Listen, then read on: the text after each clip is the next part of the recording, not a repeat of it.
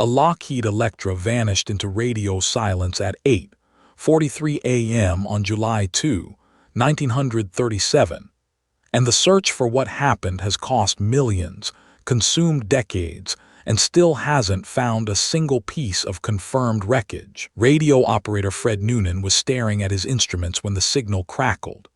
Amelia Earhart's voice came through, steady but urgent. "We are running north and south."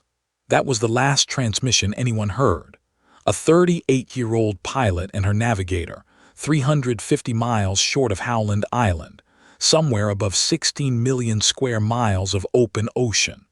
The Lockheed Electra, a twin-engine marvel built to cross the world, had become a tomb. But let's rewind.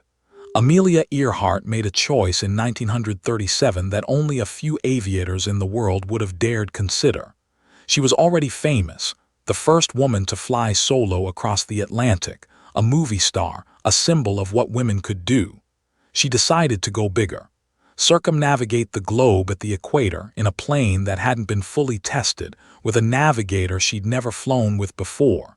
She knew the risks. She knew the margins were razor thin. The Electra cost $25,000 to build, roughly $500,000 in today's money. It was the latest thing. Retractable landing gear, variable pitch propellers, a 1-200-mile range. On paper, it was built for this. But Earhart and her team had to strip it down, add fuel tanks, and overload it with equipment. The plane became heavier, slower, hungrier for fuel. Every decision to add another system, another gallon of gas, another pound of cargo, was a bet that the math would hold. The route was brutal. From Miami to Brazil, across Africa, India, Southeast Asia, and then the Pacific, leg after leg, thousands of miles with minimal margin for error. By June 1937, they'd made it to Lee, Australia. One hop left, Lee to Howland Island, a speck of coral in the middle of the Pacific Ocean. The runway was a sandy strip 6 miles long and half a mile wide. From 556 miles away, they'd have to hit it dead on, or ditch in the ocean. On July 2 at 10 a.m. Howland Island time, the Electra took off. Earhart and Noonan had 20 hours of fuel. The U.S. cutter Itasca waited at Howland, ready to guide them in by radio. For 20 hours they flew into darkness. The radio crackled with Earhart's voice, calm, professional, reporting their position. "We are on the line north and south." "Then we cannot find you. We are running north and south." The last words, "We are on the line north and south." At 8:43 a.m. silence, the Electra had vanished. The Itasca searched for days. The U.S. Navy mobilized. Within a week, 4 ships and 66 aircraft were scouring the waters. The official search lasted 17 days and covered 250,000 square miles of ocean. They found nothing.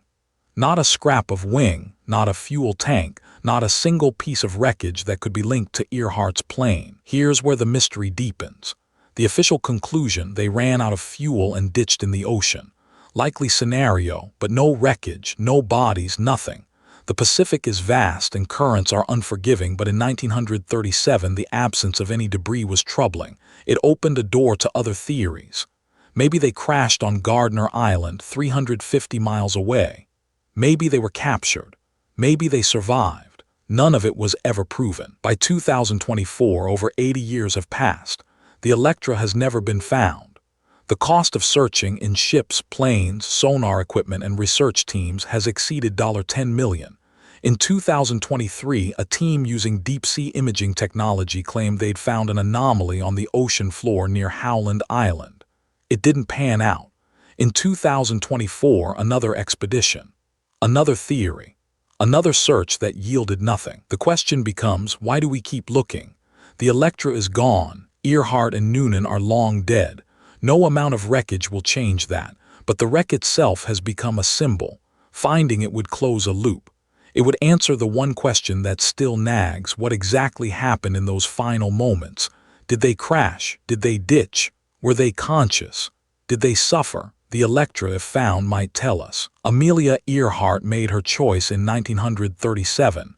She knew the odds. She knew the risks. She flew anyway. And when the Electra vanished, it took with it one of the greatest mysteries of the 20th century. The Pacific Ocean still holds the answer. We just haven't found the key. Subscribe. There's a new unsolved mystery every week, and some of them may be closer to being solved than you think. Subscribe. There's a new unsolved mystery every week, and some may be closer to being solved than you think.